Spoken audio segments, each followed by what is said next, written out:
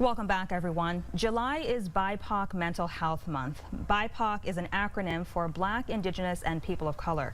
BIPOC Mental Health Month highlights the unique mental health challenges of historically disenfranchised or oppressed racial groups in the United States. Joining me now to talk about it is Lisa Ibikwe, a licensed therapist in Atlanta, Georgia, who has clients in New England. Lisa, thank you so much for being here with me. Thank you for having me. Absolutely. Thank you so much. Well, when we talk about mental health in communities of color, the term intergenerational trauma comes up a lot. What exactly is that, and how does it affect people of color? So intergenerational trauma is, in a sense, it's what you pass down. It's kind of like when you have that ring, your grandmother's ring, and you give it to every generation that goes on. Trauma can be passed down that way as well. And when we talk about passing that down through generations, it's, your grandmother experienced something traumatic, and then the mom experiences something traumatic, and then the child experiences it. As a therapist, something that I've seen that usually happens is, for example, abuse in the homes.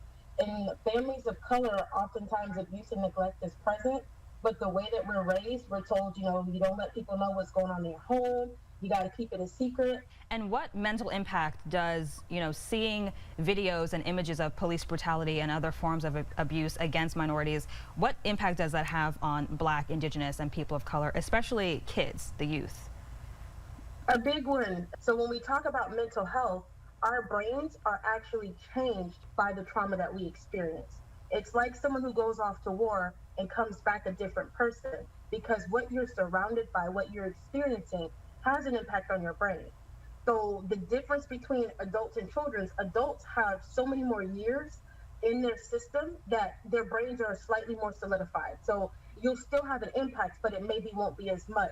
But when you compare that to a child whose brain is still developing, that's even harder, because as their brain is developing, it's actually being changed by the trauma that they're seeing.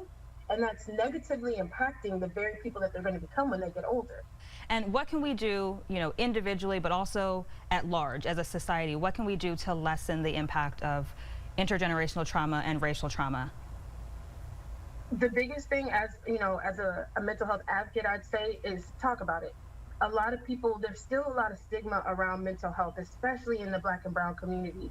And, Black Lives Matter kind of shifted some of that with forcing people to recognize that, we need to talk about certain things, but there's still a lot of stigma around talking about how you feel, talking about what you've been through. Because if we can pass down trauma, if we can pass down wealth, why can't we pass down healing? That's a great question. Absolutely. Thank you so much for that informative and insightful interview. Thank you so much for offering your time and your expertise.